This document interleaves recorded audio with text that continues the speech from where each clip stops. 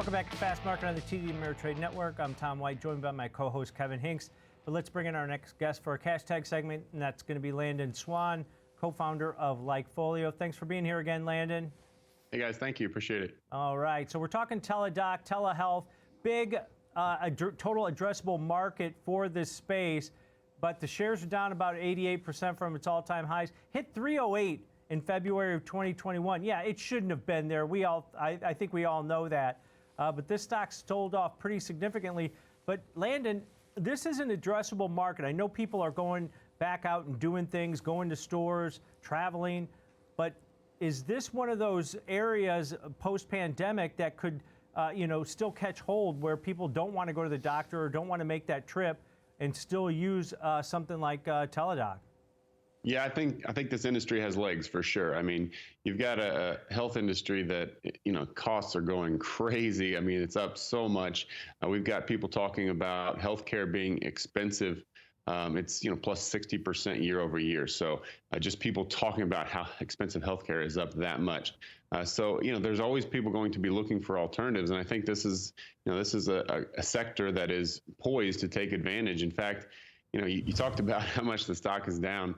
It's actually 75% lower than when it before 75% lower than the pre-pandemic peaks, right? So February 2020. So it shouldn't be lower, right? It should have taken advantage of this. Look at this demand of telehealth. I mean, you can see it basically didn't exist as an industry before COVID. Huge run up and then a pullback to basically a new level of, very high usage. And I think, my personal opinion is I think it's going to stick around. I think that this has an opportunity to take pieces out of the existing healthcare experience and just give people a new option. And so we're seeing a lot of competition, though. That's, I think, the problem is that Teladoc is not the only one, right? So you had, for example, Zoom was sort of the only one that dominated what they were doing. I mean, you had a couple competitors and teams and things like that, but they did it in a way that nobody else did, and they took advantage, and they've fallen off since. But this one has a lot more competition. I think a competition that's possibly executing better than they are, at least from a happiness perspective. When we look at consumer happiness across some of the competition, Teladoc is at the bottom, and it's very concerning because they've moved down about 9 points since the COVID times when things were going really well for them. And you can see the competition is mid to high 70s on happiness. And then you've got Teladoc down there at 64. So that's a pretty big gap. And a lot of it has to do, I think, with their BetterHelp line, which is online counseling. That's seen a significant decrease. They went from 80% happiness down to 62% happiness pretty quickly recently. So I think they've got some problems with keeping customers happy. And so, again, happiness is a big indicator of people returning. And in this kind of industry, you've got to have happy customers to keep them coming back. And so I think Teladoc is missing the mark a little bit here. This is an industry where it's going to be, a rising tide lifting all boats, but right now it looks like this boat is not as well equipped as some of the others. Landon, this company is growing. It's got about half the Fortune 500 names using it. As a parent of young kids, I remember how many times have your kid had an ear infection?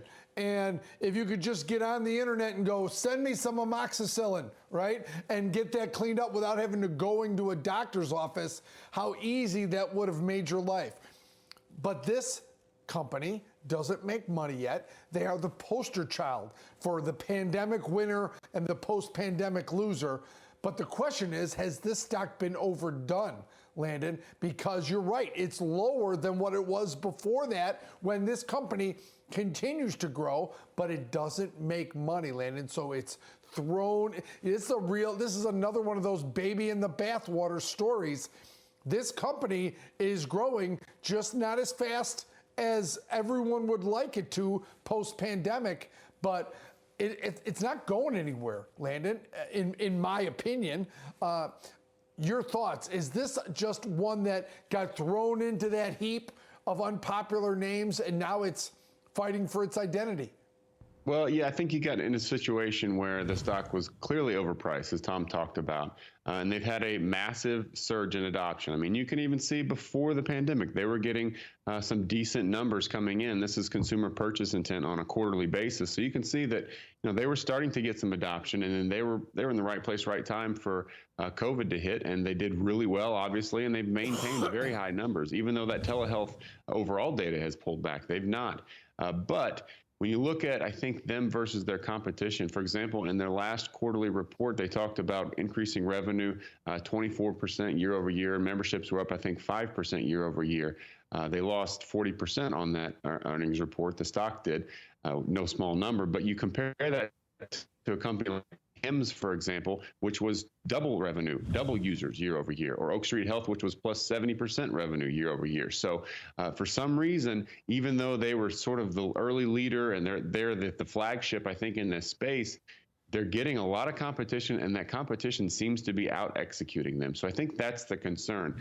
I think that this company is definitely set up to do well long term, but it's not just going to be this easy layup that consumers or investors maybe thought it was going to be 2 years ago when the stock was extremely high. It seemed like this is the clear leader, they're going to take control, they're the dominant one, and now you got tons of competition and they're out executing them and showing that you can grow more than just 25% year over year or 5% on memberships. You can do much better than that.